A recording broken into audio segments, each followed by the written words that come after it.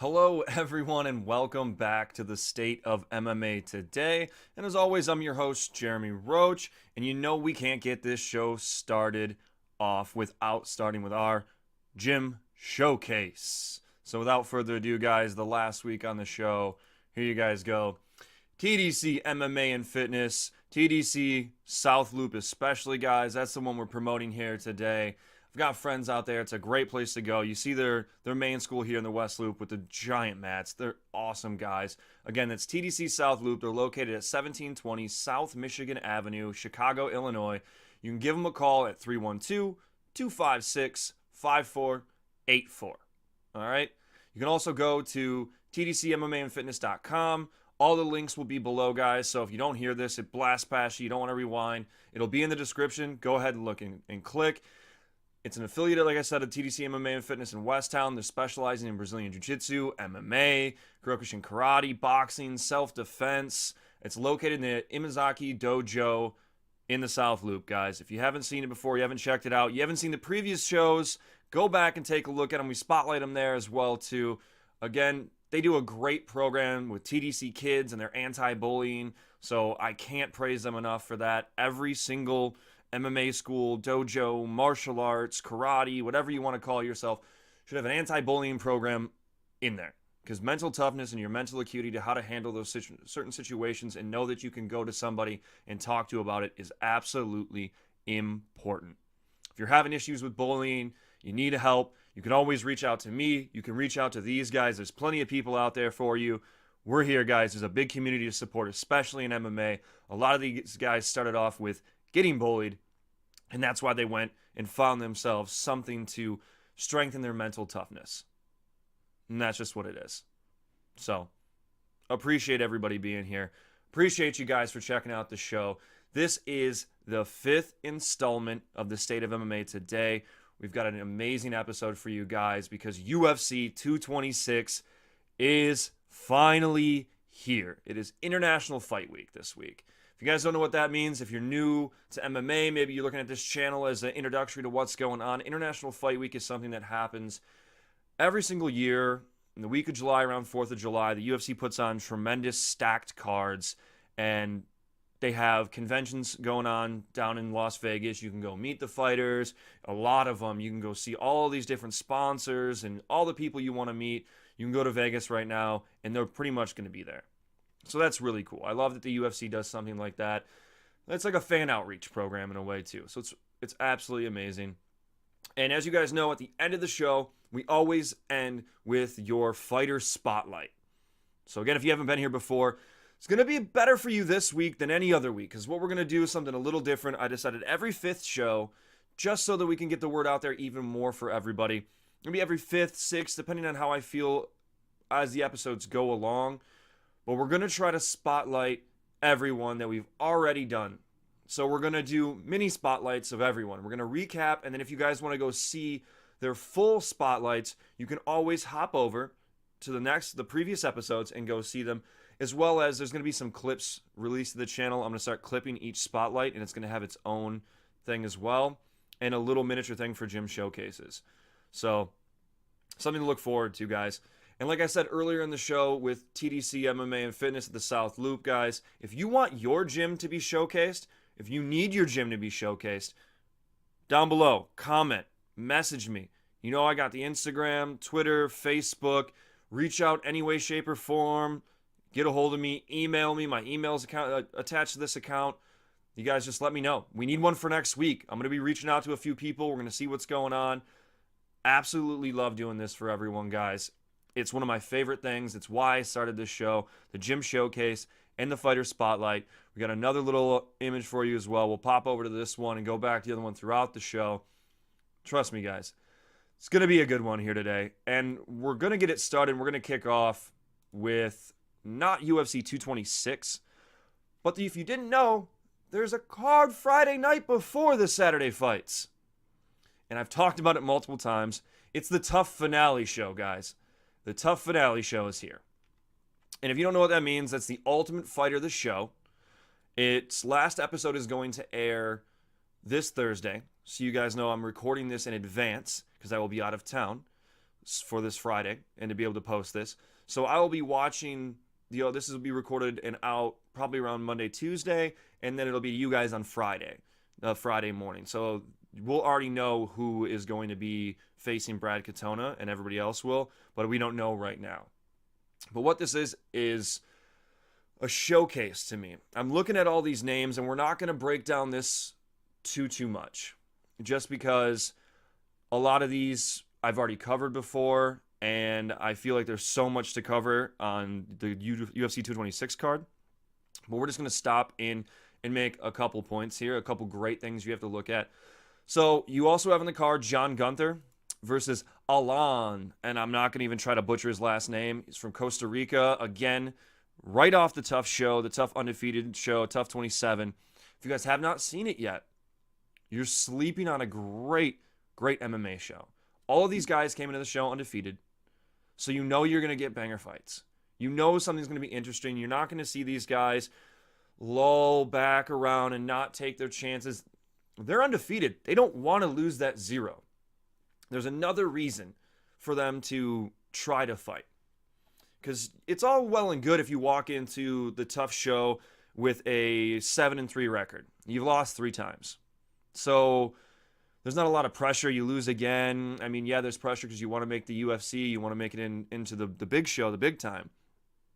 But I think that extra 0 brings a lot more than most people would think. You don't want to, if you're just looking at Floyd Mayweather, he didn't want to lose. He wanted to make his way to bump up, so he could have fought a bunch of other boxers. But who did he fight? He fought the money fight. He fought the best fight for him. He fought Conor McGregor to get him over that hump to get that 5-0-0. He didn't want to risk in the slightest getting that 1 over there because it taints his record in his mind. But because the fights on the show don't count as they're exhibition fights, they're not actually I guess, sanctioned pro fights. So you got John Gunther versus Alan, and they're both undefeated, 4-0, 13-0. Alan's got a great story coming out of Costa Rica, speaks little to no English, very nice, sweet individual. You can see it just comes across. There's a very emotional moment in one of the episodes that you're going to have to see for yourself that I'm letting you know, guys, if you are an emotional person, you feel for other people, this is one of those guys you feel for. He just breaks down because he couldn't fight and get the money he needed to give back to his family in Costa Rica because they're so poor at this time right now of things that have gone on. So he's having so many issues that he doesn't want to come out and say it, but then he finally breaks down. And what happens after that, you guys have to see. It's absolutely amazing. Next on this, as we move up, I'm going to highlight the Luis Pena, Richie Smolin fight. And the reason we're showcasing this again is because it's got my boy, Violent Bob Ross, up in the house. And he's going to have a tough fight on his hands against Richie Smolin. He's coming out of, I think it's Full Blast MMA or Full Blast, whatever, gym. That's John Kavanagh's. That's Connor's camp out there in Ireland. Richie didn't get a chance to fight on the show. He had major cramping issues. You'll see that if you watch, or if you've already watched, you already know what's going on there. Pena had broken his foot during one of his fights that he won and looked amazing on. So again, if you guys didn't know before, the last previous show, episode 4, he was our fighter spotlight. If you need to know more on him, go back and check it out. It's at Violent Bob Ross on Twitter, at Violent Bob Ross on Instagram. He's an amazing dude. He reached out to me after we recorded all this. He posted our stuff on social media. He's been in contact with me, and I cannot thank him more. And anybody else for doing that, or anybody else that told him he should, I really appreciate that, guys. Shout out to Big Violent Bob Ross out there, man. It's going to be a great fight. It's going to be great because I feel that coming from Full Blast, they do have some focus a little bit on stand-up and striking and movement. Richie does have some ground and pound and some mobility there, but I think it's going to be a sprawl and brawl here, and you're going to see Pena move fluidly, and he's been training with AKA after he was out with Daniel Cormier's team. So you see a lot of his recent footage is at AKA with Cain Velasquez. And you know the pace and the pressure that they put on as a team. Nobody gasses there. Nobody. Cain Velasquez, Mr. Cardio. Daniel Cormier, Mr. Cardio. Khabib Nurmagomedov, Mr. Cardio and grind. He's going to learn all that. He's going to learn from a highly talented individual in Daniel Cormier, who's been to the levels of Olympic championship level, sorry guys, that no one else really has. And he's got that competitive nature inside of him that most people are never going to come into contact with. That star factor, that extra push. Most people in regular everyday life or in training, you have a lot of people that they think they're training at a certain caliber, that they're right here. They go and they work out and they do this, like, wow, I'm training real hard. And then you've got your athletes above, they're training about right here, up in here in that zone. And then you've got guys that are at champion level pace. And that's Daniel Cormier. And there's a small bracket up there of these guys. Small bracket way, way, way up here of guys. And I say that because it's the rub effect. So if you don't know what the rub effect is, it's when you're around or you train with a high-level guy and you start gaining their attributes and their mental mindset of what it takes to become a champion. And if it wasn't showcased enough with the way that Cormier coached on the show, I'm hoping it comes out even more in Pena. Again, if you guys don't know, I think that he's got a promising career. I think you're going to see him contend for a title in the next few years. That's my prediction. You heard it here first in the State of MMA today. Moving down through the card. This is what I have a hard time with in some of these cards or this that they do.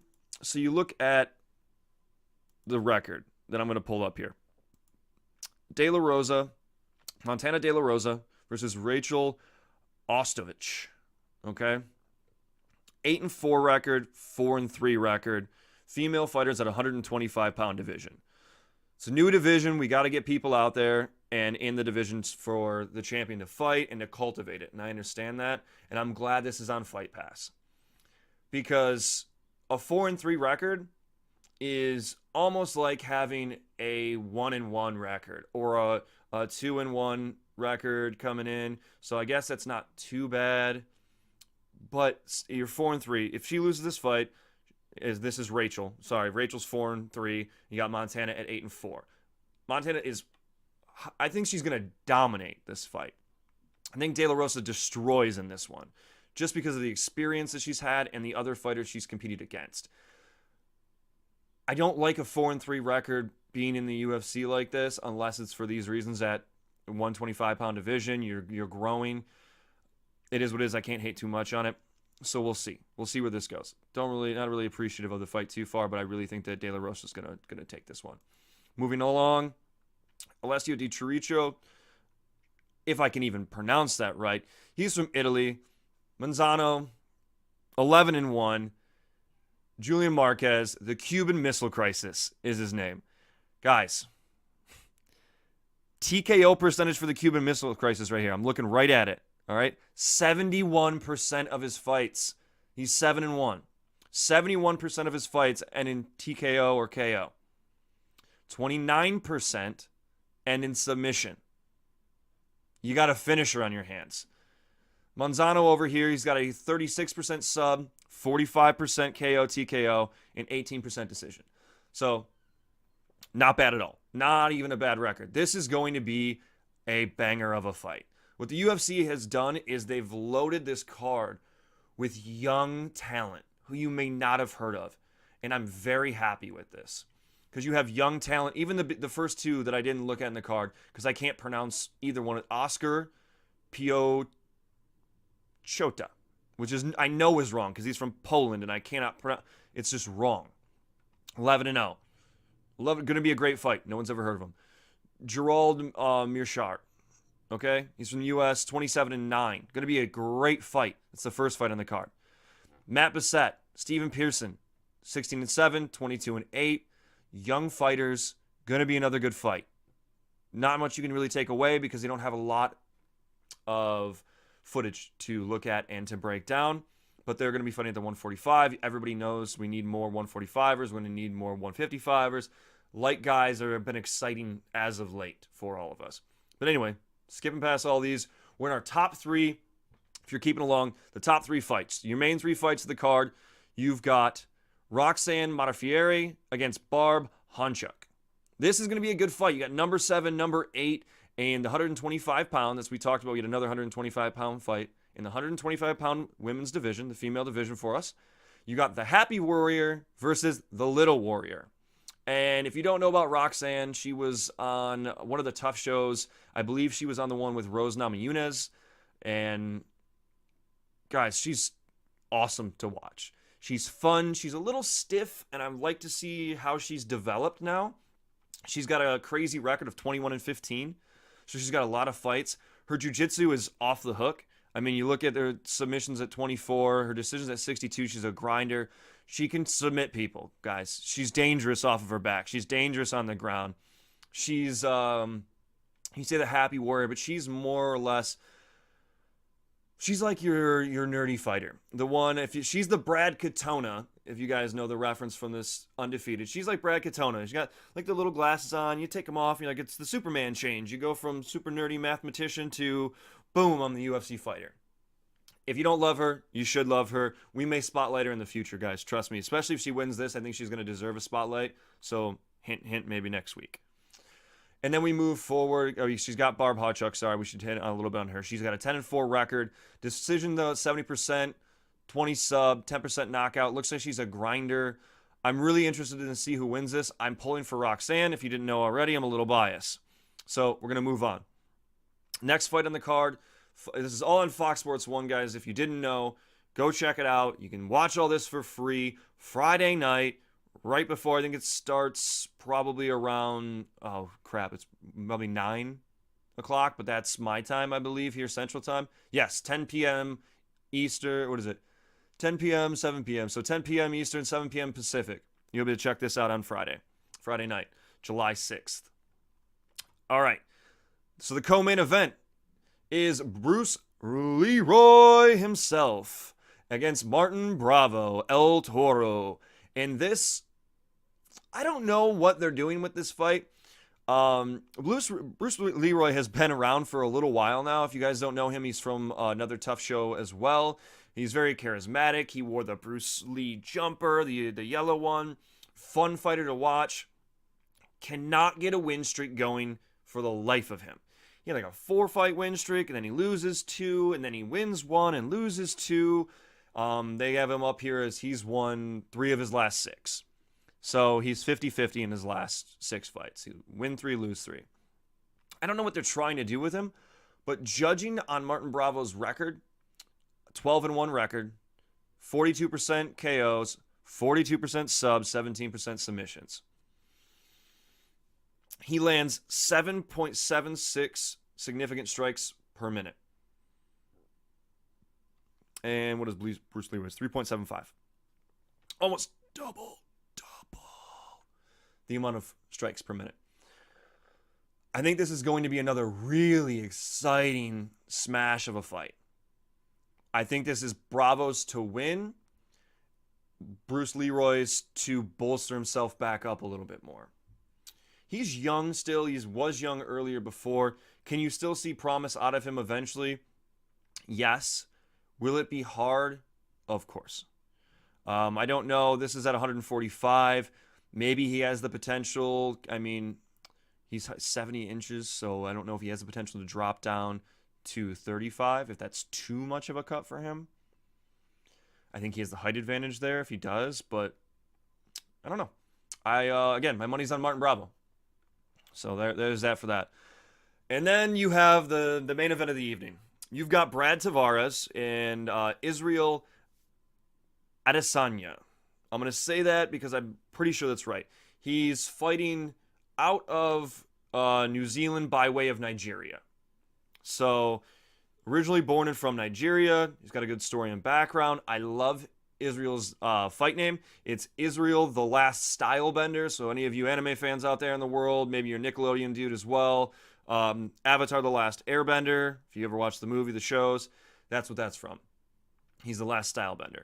And he's gotten a lot of crap because he's unranked. And he's fighting Brad Tavares, who is another tough alum. So again, let's look at this here. 1, 2, 3, 4. What do we got? 4, 5, 6, 7, 8. tough alums on here now, just on this card alone. But Brad Tavares has been around for quite some time. He's put together a very, very impressive win streak. Okay? So you look at his last few fights here. You've got Carl Magalhães, beats him by split decision. Goes to fight Elias Theodora, beats him by decision. Beats Talis Leites, beats Krzysztof Joko, and now he's got this fight.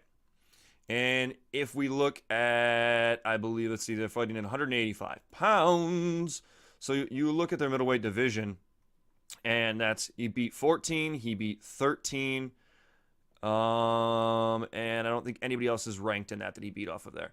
So you look at his ranking of 8, well-deserved. I think he beats Uriah Hall if he fights him, maybe, because Uriah Hall is dangerous. We all know, if you haven't seen Uriah Hall's spinning kick, good Lord, you're in for a treat. Just go look at the highlight. He looked like he killed a man. It was scary. This is good for the division as well. This is very good for the division because, again, if you guys haven't heard of Israel Adesanya, I don't blame you. I don't blame you. He's new. He's only got a few fights in the UFC. He's won them. But what he's known from, he has a 75-4 pro kickboxing record. Let that sink in again. Hold, wait, pump. 75-4? What? So that means he's 13-0 in MMA. He has a 13-0 record. On top of having 75 wins in pro kickboxing. If you also want to know who was in pro kickboxing has done well in the UFC, Stephen Wonderboy Thompson. I'm going to name 2. And Joanna Jędrzejczyk. That's just 2. Just 2. Plenty more out there. Alistair Overeem. Oh, wait. Sorry. That was 3. Anyway. So this fight is going to be another slobber knocker of an event. It's going to be a distance and damage fight. You're going to see Israel you're going to see his movements. And I'd be interested to see, Brad Tavares isn't really known for taking people down and being the, I don't know, submission ace. Maybe he's going to try to grind it out, I guess, especially against Israel. Maybe he'll try the double leg or pin him up against the cage and wear on him and like go for the legs and try to make sure he can't use him to kick. It's going to be an amazing fight, guys. Israel will be ranked after this, and my money is on him. Sorry, Brad. Another tough alum, but I got to go with Israel in this one. I absolutely have to. It's something new for the sport. It's energetic. I can't hate on Brad Tavares because he's got an 18-5 record. He's really, really good. You can't sleep on him. He had some issues earlier on. Let's see. If you look at how he went, he started off with win-win, and he loses to Aaron Simpson. And then out of nowhere, 1 win, 2 wins, 3 wins, 4 wins. He fights Lorenz Larkin, beats Lorenz Larkin, and everybody's like, oh no, what's going on? And then fights Yoel Romero to a unanimous decision, loses the unanimous decision. Then he fights Tim Bosch, gets KO'd in the second round. Then he fights Nate Marquardt, which I don't know if I want to count that as a fight because Nate the Great retired. I don't know if he should have been fighting in the first place. It's been a long, long time for him in his career. He beats him by unanimous decision, so not overly all impressive, but Nate's always going to be a hard fight. And then he loses to the current champ of the division, Robert Whittaker, in the first round by knockout. Gets knocked out in the first round. So, and then after these wins, I see that he's an impressive fighter, and I'm hoping that he's growing. But it's top-tier talent that he keeps getting popped by. And I would love to see this because this is a kind of smash between the up-and-comer and the guy who is looking for a title push resurgence. And by no means is Brad Tavares old. Is no means Brad Tavares going to be at a disadvantage because of anything. It's a great fight, guys. Tune in. Friday, July 6th. Tavares, Adesanya, 10 p.m. Eastern, 7 p.m. Pacific on FS1. It means it's free to watch. You don't have to pay for it, and it's the night before. You're getting double doses of all these free fights. Because guess what? We're moving on to UFC 226. But before I do, real quick, I do want to say one thing and put this out there. I believe it was episode 2 or 3. Oh, gosh, I can't even remember my own episodes now. It was 2. We talk about Chuck Liddell returning to MMA. And it's 100% guaranteed he's going to be fighting Tito Ortiz, Chuck Liddell, under Golden Boy MMA. It's going to be their first fight promotion card they're ever going to do. And hats off to those guys. I appreciate it. I gave my piece on why I think Chuck Liddell should be allowed to fight, especially fighting Tito Ortiz. If you guys didn't hear about it or you don't agree with me, let me know below. If you didn't hear what I said, go check out episode 2 of The State of MMA Today. It's on YouTube. If you're already here, you already know. Guys, let him fight, man. Just go check it out. I'm not going to go rehash it. Go check it out. Shout out to Chuck Liddell. Much appreciated. Respect to the homie. He's a legend. Absolute legend in the sport. And as well, guys, if you like what you see here so far, remember, like, subscribe, share this to your friends, tell everyone, your aunts, nieces, nephews, grandma. I appreciate it. If you hate it, tell me why you hate it. Comment below. Let me know what's going on out there, guys. And we're moving on now. We're moving on to the main event of the weekend. UFC 226. Oh, my goodness. Oh, my goodness. Oh my goodness. If you guys didn't know, I did skip the tough fights. We do know the one that's fighting, that's Joe Giannetti and Mike Trizano. Don't sleep on that one as well, guys. That's from the other fight as well. Brad Katona's going to be fighting TBA. I'm going to guess it's Tyler Diamond. I don't know that. Again, this is from the Ultimate Finale before we do move on real quick.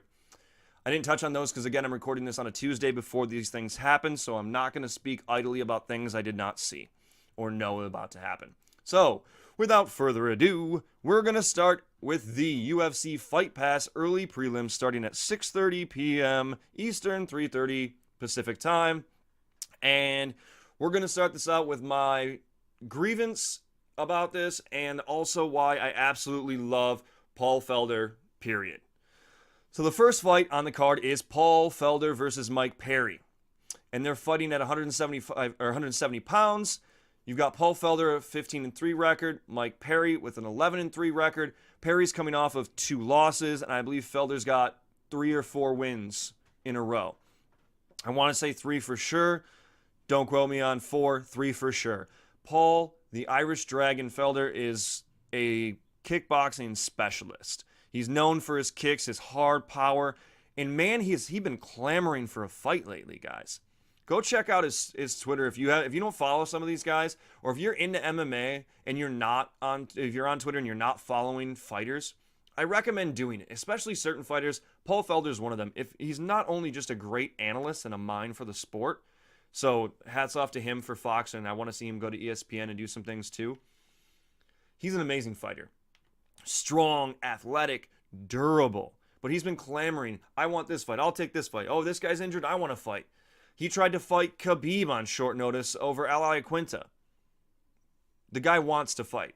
So what happened is you had a Mike Vick had to jump up to fight Justin Gaethje because who Justin Gaethje was fighting dropped out. So this opened up. Perry didn't have anybody. Felder tweets to him, let's do this. You see Perry's response. He's a crazy, crazy dude. He's like, let's do it. Let's throw down. Guys, let me tell you what the percentages are here for this fight. 67% for Felder with KO TKO. 100% for Mike Perry. 9% decision, which makes no sense because that's 109%. But I think that's his losses. So, it's crazy. Crazy! I think his 2 losses are unanimous decisions as well.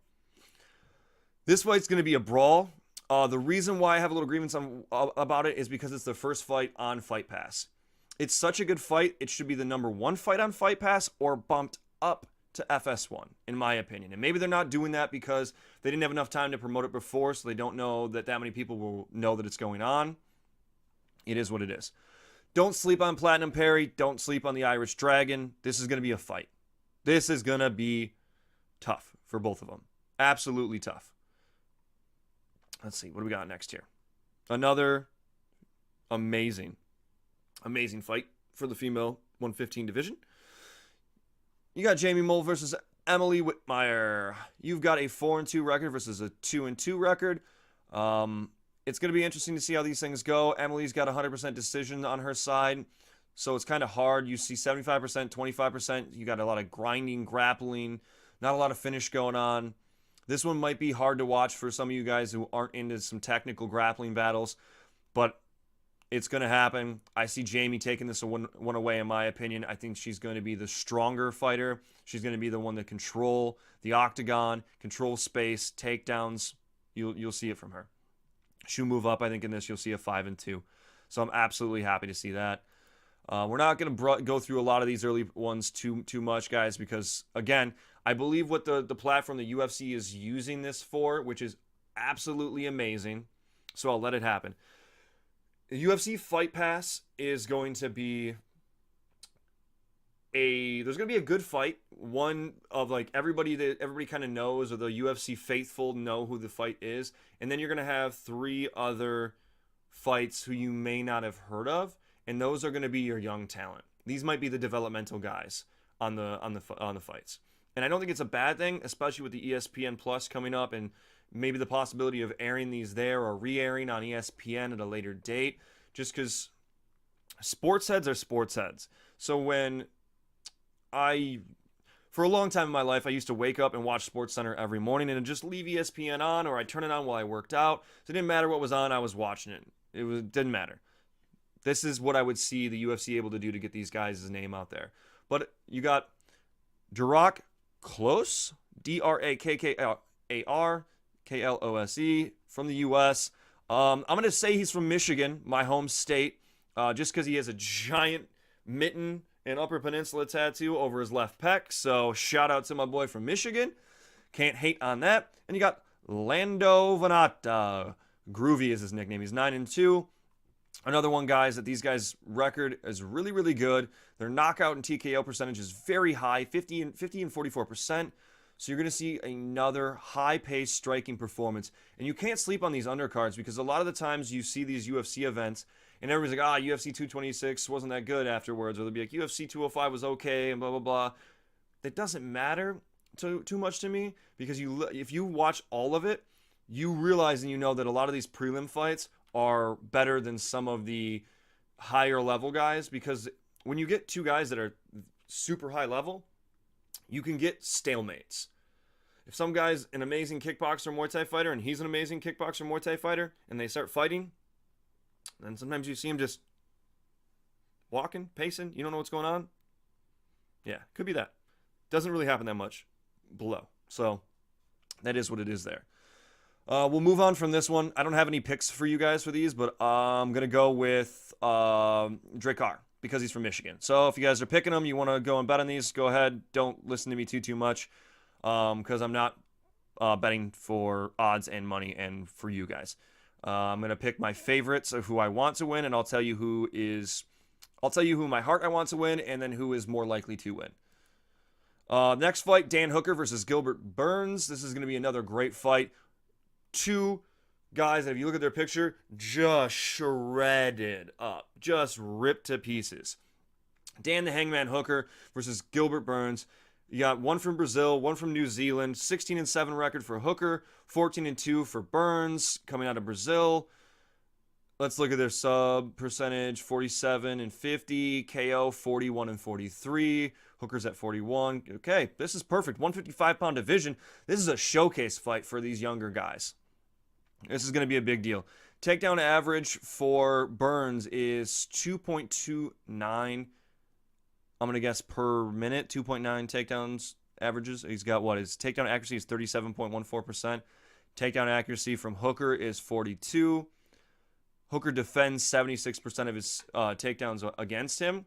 So you can look at this to be a possibility of Hooker outstriking Burns, and Burns trying to grapple and control, and Hooker defending. Although everyone has a puncher's chance. It's a 155, and Burns looks like he has KO power in both hands. So don't sleep on him, but I'm going to pick Hooker, specifically because I've been on some Australian-New Zealand kick as of lately. If you didn't know or notice, don't know why. It just seems a lot of the things or a lot of fighters I'm talking about or getting into are from Australia and New Zealand. So shout out to those guys down under down there. Absolutely love it. Now we move on to the FS1 prelims. 8 p.m., 5 p.m. So 8 p.m. Eastern, 5 p.m. Pacific time. And the reason why I had that grievance before with Felder and Perry is because I always remember FS1 or Fox having 4 fights before the main 5. At least I think that's how it's always been. I don't know. Can't quote me on all these things. Sometimes my memory's a little shot, guys. I used to fight as well. I do have an amateur record. I never went professional, so I've got hit in the head as well. Just bear with me. You got Curtis Millender versus Max Griffin, both from the U.S. Both have a great record. Curtis has a record 15-3. You got Max at 14-4. Decision percentage on both of them. You got 60 for Curtis, 36 for Griffin. Griffin's got more KO percentage. I don't know too much, but it looks like just by the way that these are going, takedown accuracy from Curtis Millender is 100%. But 61% of the time, Max Griffin defends those, is what it says by his stats on UFC.com. They're fighting at 175 or 170 pound division, so this is another bolster fight as well. Young guys coming into the division. You're going to see this from the UFC. They need to start bringing in young, youthful talent. And there's no better time to put them on a fight card than International Fight Week. When all these eyes are coming on, the UFC is doing everything they can to get your mom, your brother, your sister, your aunt, your niece, your nephew to come out and fight. Come out and watch the fights. So, hats off to the UFC. They're trying everything they can. From here on out, you have absolute stacked name bangers. Trust me. Moving up to the next fight, number 11 fighter with the 135-pound men's division, Rob Font, faces off against the number 3 perennial fighter in the division, Rafael Ellison. If you guys don't know who he is, it was TJ Dillashaw's main loss in the division at 135 before the tough show fight he had against John Johnson in a different division or weight class. That was it. And then he came back and he just murked him. Rafael Ellison has been around the number 2 and number 3 ranking for the past 3 years. Maybe longer. Dominic Cruz is around there. You have Cody Garbrandt and TJ Dillashaw. What happened is Cruz dropped out. You had TJ Dillashaw. Asunsao was 2. Cody Garbrandt came up. And then you've got Cody Garbrandt and TJ Dillashaw in the 1 and 2 spot, or champion in the 1. And I'm sure that they have Cruz at 2. Now you got Asunsao at 3. This is going to be a great fight. You got a 26-5 Asunsao versus Rob Font at 5-3. This is another thing that you have someone who's been a perennial fighter against a guy who's trying to make a name for himself in the division at Rob Font. I don't see it happening, though. In my opinion, I look at all of this, and I look at the takedown accuracy, the takedown average, and the defense of Asunsao and the Brazilian Jiu-Jitsu level of Asunsao. If it goes to the ground, Rob Font's not hearing. He's not going to get a peep. Like Rafael Asunsau's not hearing a peep out of his ground game from Font. So, even though you have a submission average of 1.17 on Rob Font, which is probably like a submission, his rankings per fight, because it looks like he's at a 27% sub, I still give the hat and the tip to Asunsao. This is, again, free on FS1. Free on FS1. Don't miss it. We move up to the next one. So I'm going to post up. I'm going to talk about again and kind of blast a little bit here. Tough. Ultimate Fight of the show. Everybody hates on it, dislikes it, doesn't want to talk good about it. I talked about it last week, how I think it's awesome and they should still continue on. And the record that they have of fighters in the pound for pound. Go check out last week's episode if you didn't hear it. These two guys, also from a tough show. Uriah Hall almost killed a man with a spinning heel kick to the face. Spinning heel kick to the face almost killed a man. Not really, but it looked like it. Paulo Costa, the eraser, is 100% shredded. Looks like he could be a bodybuilder. 91% TKO KO percentage. 11-0. What are we doing? Uriah Hall's number 9. Fighting out of Jamaica, 14-8. He's had praised fights, and he's gotten kind of exposed a little bit. He's been exposed a little bit here and there. And I'd like to see Paulo Costa take advantage of this, And I think, in my opinion, I think Paulo Costa takes the fight here. I think he wins via knockout or submission. I think he can go any way he wants to go with this. He's still got to watch out for Uriah Hall's knockout ability. You always can be knocked out, especially at 185 pounds, so you can't sleep on him there. So the way that this fight goes, it's the last fight, the main event on the FS1 prelims. So it's the main event for Fox. And it's going to be a great one. You're going to see two guys that have knockout power, the potential to take each other out at any round whatsoever. What's going to come into play is Costa's conditioning with all of those muscles. If Uriah Hall can push him and pressure him and maybe get a decision out of this, that's a victory for him. And you see him jump up in the division a little bit. I think that this is Paulo's breakout fight. He defeats Uriah Hall, KO, first round, and moves on. Uriah Hall can do the same thing, but I'm putting my money on Costa on this one. And then we're going to move up into the main card, UFC 226 main card.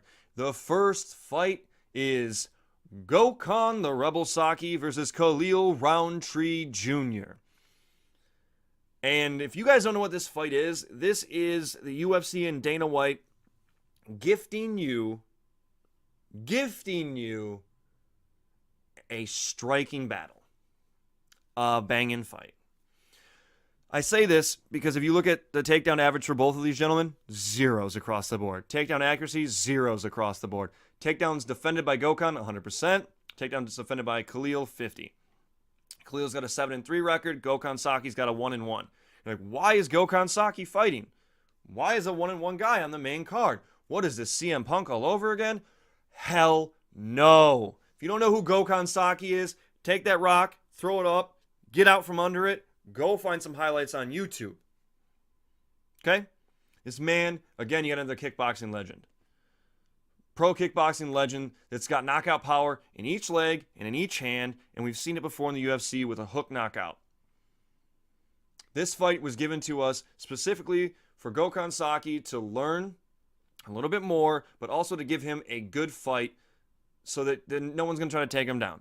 No one's going to try to wrestle with him. He's a kickboxer. He's a striker. There's going to be a knockout, and I'm going to say Gokhan Saki gets it, just because I'm biased on how his legend is. If you're a betting man and you want to make some money here, put it on Khalil. Put it on Khalil Roundtree. He's be the one to put on for you guys. In my opinion, he's got the most upside against it because he can do things to Gokhan that could help him win the fight. If he chooses not to stand up and bang and chooses his shots, pressures him against the cage, holds him up against the cage, makes some takedowns, ground and pound, wins the fight, moves forward in the division. This is 205, so you know these guys are going to have the ability to knock each other out at any time. At any time. An amazing, amazing fight. Don't sleep on this one, guys. This is going to be your first fight on the main card, and it's going to wake everyone up. The next fight is a fight that got postponed. If you guys didn't see the Conor McGregor throwing a dolly at the bus thing, and then Chiesa getting a little cut, and then New York not letting him fight for what, because it had a little cut right here. These guys have been cut way worse, especially Michael Chiesa. It's absolutely nothing. I know Michael wanted to fight anyway, but the fight's happening, and the great thing about this is Chiesa is not the most crisp striker. He's more of stand in front of you. The last fight that he had that I felt like stopped a little bit early. He got in that rear naked choke real quick. God, it makes me want to go and pull it up for you guys real quick. Bear with me here, guys, because I should have had this pulled up for you guys already. Kevin Lee, that's what it was. He fought against Kevin Lee, and it was that quick submission grappling exchange that happened. And I felt bad for Chiesa because he didn't really tap. He wasn't out. The fight got stopped early. You're not supposed to stop it until the fighter taps out or is choked out, because there's a lot less of injuries that can happen from a choke out rather than a punch you in the head, you get knocked out, punch, and then they stop ahead of time, or you don't know when to stop, or that KO stand-up that they do in boxing that's bad for your head, way worse. Chiesa's got great fights beforehand, And he's always just been one fight away from being in that top tier discussion. So you look at, he fought Jorge Masvidal, who has moved up. So you look at that, he lost against Jorge by submission. Then he beats Colton Smith by submission. Francis Trinidaldo beats him by unanimous decision. Then he fights Joe Lozon. Loses by doctor stoppage. TKO doctor stoppage. Fights Mitch Clark, don't know who he is, beats him. Fights Jim Miller, perennial vet, subs him in the second round. He fights Beneil Dariush, who's been a devastating fighter, destroys him. Submission second round. I think Chiesa's got a point to prove, and I believe that he's going to come out with fire. But he is fighting Anthony Showtime Pettis. Pettis has been around for a long time. If you don't know, he's known for the Showtime kick back in the WEC days against Benson Henderson, coming off the cage like the Matrix Man himself, and then boom, kicks the guy in the face. We don't know how the toothpick that Benson Henderson had in his mouth that time didn't go through his lips. If you don't know, Benson Henderson used to hide toothpicks in his mouth during fights. I don't know why. It's a bad decision. Anyway, Pettis hasn't been on the best of all streak, and he hasn't looked like himself. He looks like a shell of himself. He looks like he can get pressured and beaten and battered, and he looks like he's mentally broken. He's got a 20-7 record, and he has all the ability and talent in the world. All the ability and talent in the world. He can knock you out from anywhere. He can submit you from anywhere. He's explosive. But we haven't seen the mental toughness that he used to have. I can take out anybody. I can fight anybody. I can do whatever I want. It's kind of gone out of nowhere, and it's sad to see. Sad to see. So with the second fight, UFC 26 on the card, my heart and my mind both agree with me in the number 9 ranked fighter, Michael Chiesa. And what this does for the UFC is, we'll look at the division real quick. Where are the lightweights? So if Michael Chiesa wins, he has the opportunity to look at the winner of Justin Gaethje fight versus James Vick, because James Vick is number 11. So if Vick loses, you could see him bumping up maybe to fight Gaethje, because they're both 2 winners, 7 and 9 right now. And then you got Edson Barbosa, maybe a rematch with Kevin Lee. You got Dustin Poirier, Eddie Alvarez, Tony Ferguson, Conor McGregor, Khabib. So at 155, we already know. If you don't know, you're going to probably see the Khabib Nurmagomedov versus Conor McGregor in September. Tony Ferguson still out with an injury. Eddie Alvarez, I believe, is fighting Dustin Poirier. So that's already taken away. You've got Kevin Lee, Barbosa, open to fight, who aren't going to have a fight, but because Gaethje is going to be fighting soon, maybe he waits. So this is a really good opportunity, because Pettis is at 12. If he loses, he's going to drop below. You can see maybe a Paul Felder jump up there and fight Chiesa because he wins. If he wins this fight against Perry, I don't know. We don't know. I don't know what's going to happen there. But I give my hat off to Chiesa in this one. I think he wins. And then, in the heavyweight division, the first heavyweight fight of the main card, you got Derrick the Black Beast Lewis versus Francis the Predator Ngannou. And if you didn't see Francis Ngannou fight previous to his fight with Stipe Miocic, go look it up. The guy is scary. Scary, devastating knockout power. He looked like he'd never seen a cardio machine or a wrestling room in his life against Stipe. So that sucks. But I don't think Derrick Lewis has seen either one of those, because he doesn't do that either. You have 2 heavyweights that don't like to wrestle, that don't like to go to the ground. And I don't know that Francis doesn't like it, but just Derrick we know doesn't and hasn't, and that's his Achilles heel. There's a knockout in this fight. It's happening in the first or second round. No matter what, this fight ends like that. And I'm going to probably be the only one, not the only one of the only ones to put this out there to say that this is how it's going to go. Ngannou wins this fight. He's the number 1 guy against the number 5 guy. Derrick Lewis is probably the more skilled, the more technical. He's the veteran. He's more savvy. Francis has that one punch power that I don't think Lewis can avoid. What Stipe did that Lewis doesn't do is move, duck under, double leg, Move down, stand back up, put the pressure against the cage, double leg, put the pressure, bring him up, tiring the muscles out. The only thing he's going to do is hold Francis up against the cage if he can do that. Because I'm going to say that Francis is going to come in the stronger man and more well-rounded this fight than he ever has. Because of, if Dana didn't get on him like, hey, we gave you all of this at the UFC Training Center and Performance Institute, and you didn't wrestle? You didn't jump on a cardio machine? What did you think that Stipe was going to do? What do you think is going to happen? If Daniel Cormier beats Stipe, which we'll wait for that. We'll wait. If he does, you're fighting an Olympic wrestler. What if Cain Velasquez comes back tomorrow? Cain Velasquez comes back tomorrow. Francis Ngannou better go take a nap somewhere and never come back to the UFC. If he hasn't fixed his wrestling. I'm saying he fixed some things. Doesn't really need to for this fight, so it doesn't matter. I love Derrick Lewis. If you're not following him on social media, you're not following him on Twitter, you want the most unfiltered fighter you've ever seen, you go to Derrick Lewis. Go to Derrick Lewis. He's hilarious, guys. I can't hate on him. Go to the Big Brown, Below the Belt, not the Big Brown Breakdown. Below the Belt with Brendan Schaub. You can see the interview that he did with him as well. Absolutely great guy, funny guy, amazing. 89% KO, TKO percentage from Derrick Lewis. I don't see him getting that, though. I mean, Stipe blasted Francis a few times, and he just ate it. And he got a big old head, and he don't want to lose. And I just don't see him winning other than just gassing out and being tired or getting submitted. So the Predator wins this, in my opinion. First round or second round KO. Don't miss out on that. You're going to have 2 KOs in the first 3 fights, in my opinion. Lewis getting KO'd and Roundtree getting KO'd. Gokhan Saki winning, Ngannou winning. All right, guys. Co-main event of the evening. And I am 100% biased on this fight. I'm going to cover it as quick as possible. And, maybe not. I don't know. There's so much in this fight, in this story. You have Max Holloway versus Brian T-City Ortega. If you don't know, I'm a T-City fan.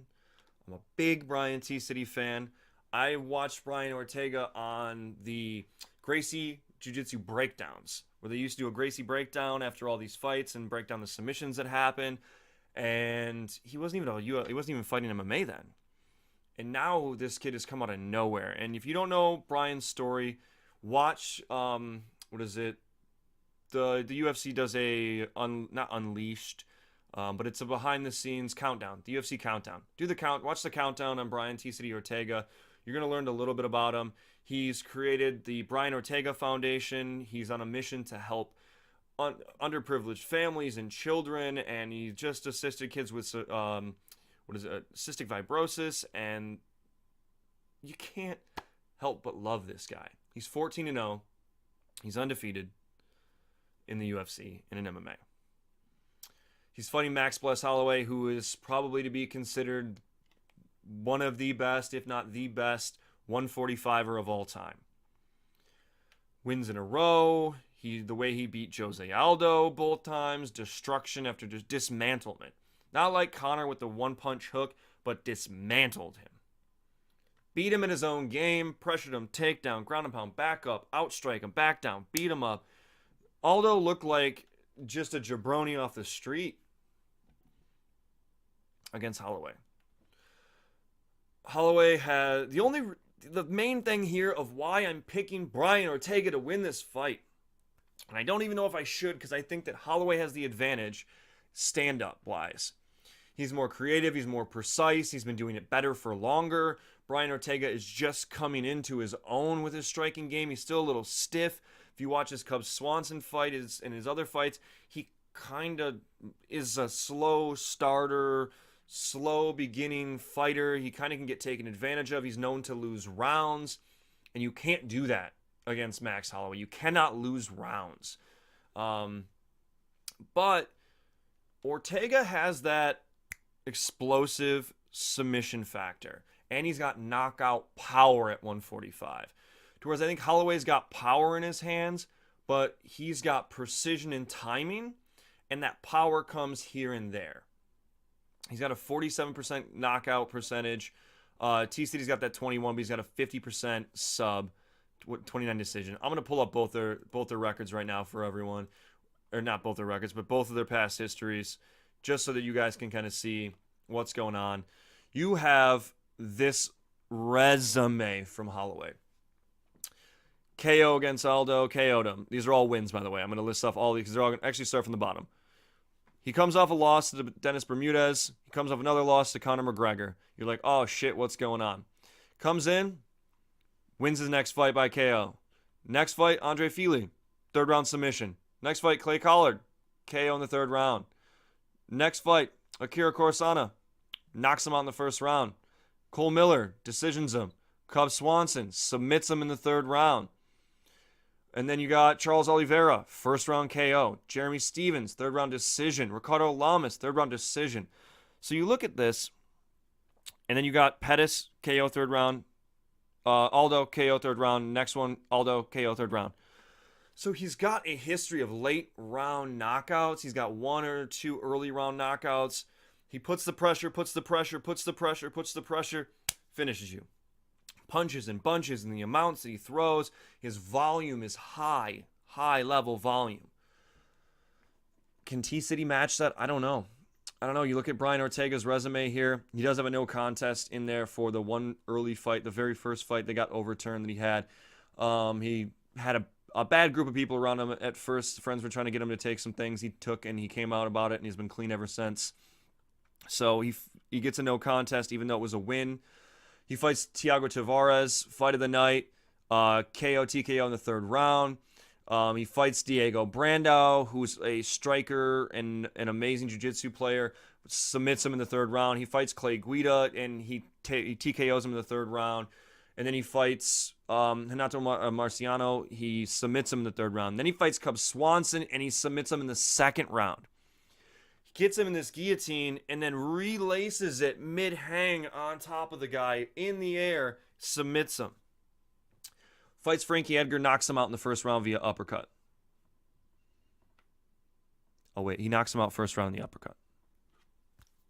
What? Boom! Hadouken! Out of nowhere.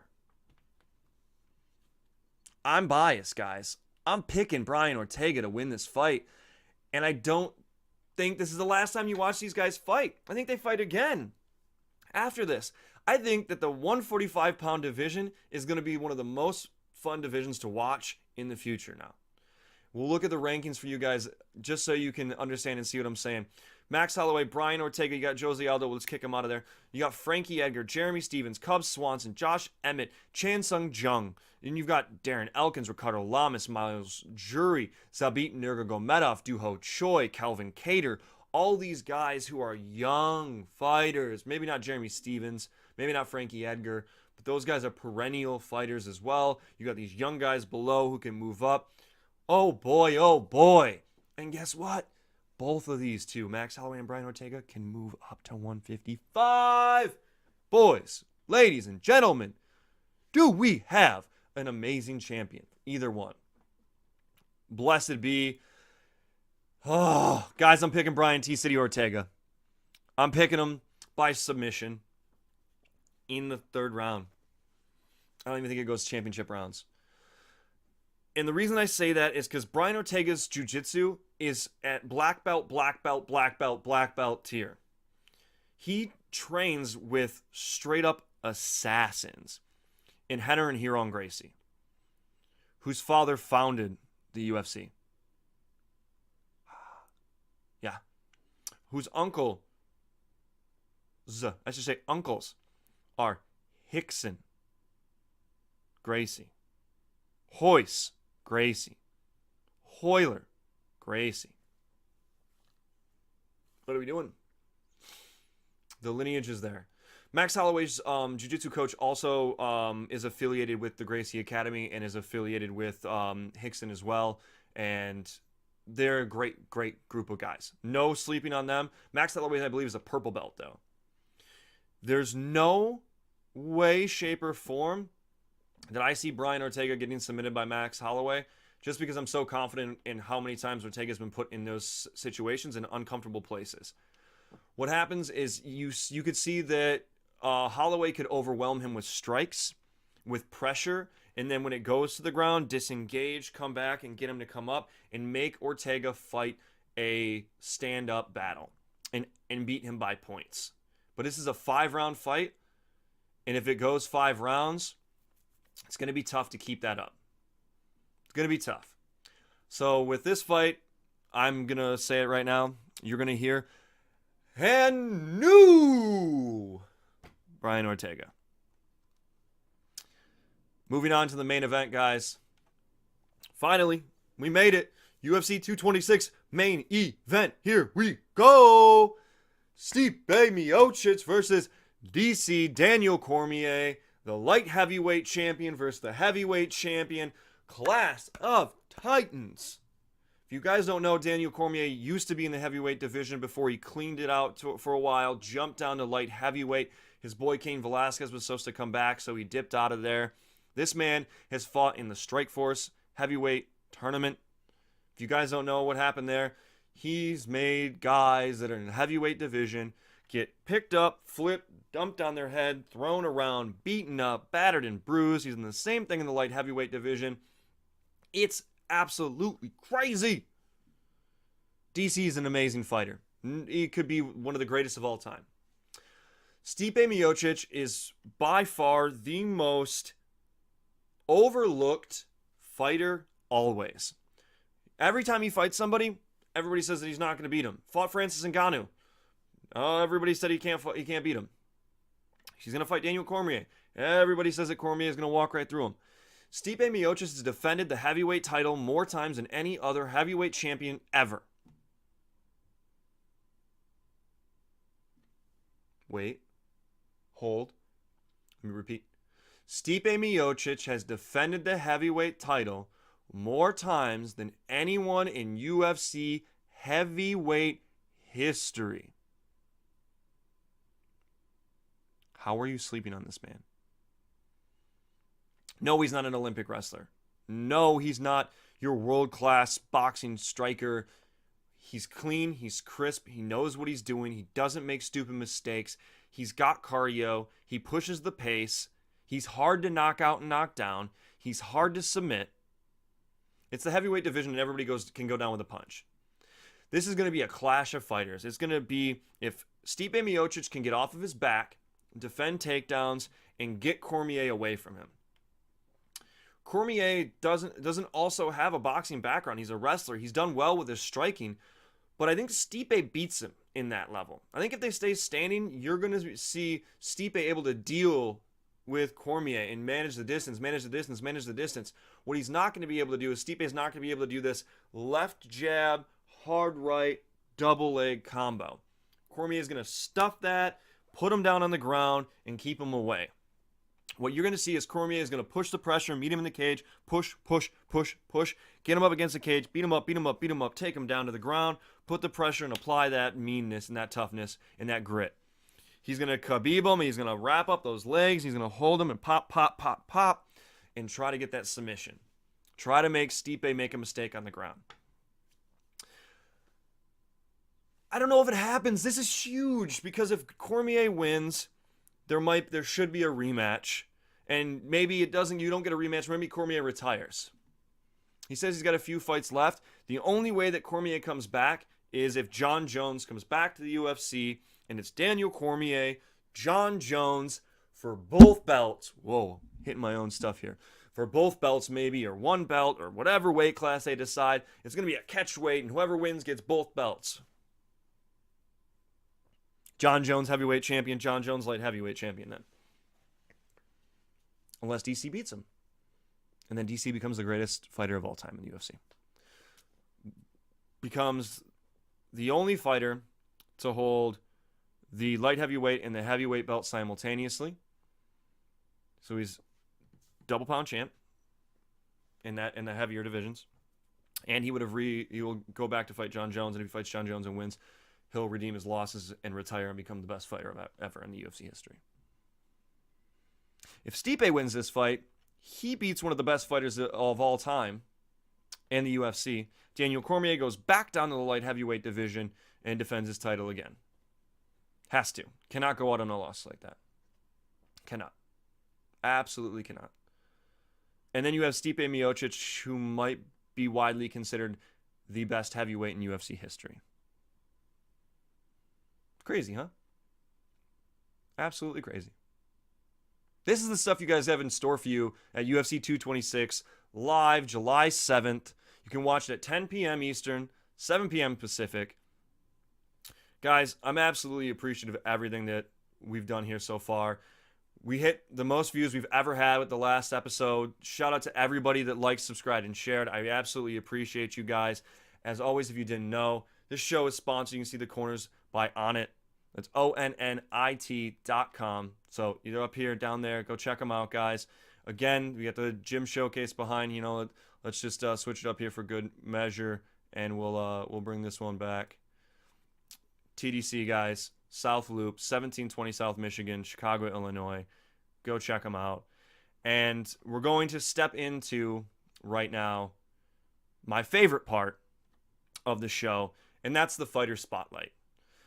And normally every week, if you go check out 1 through 4, we have one specific fighter that we talk about. One fighter I break down and I tell you about their history. I tell you about who they are, why you should watch out for them, why I believe in them, why their story is so good. This week, we're going to do this different. Probably every 5 to 6 weeks, we'll see what's going on, how I feel.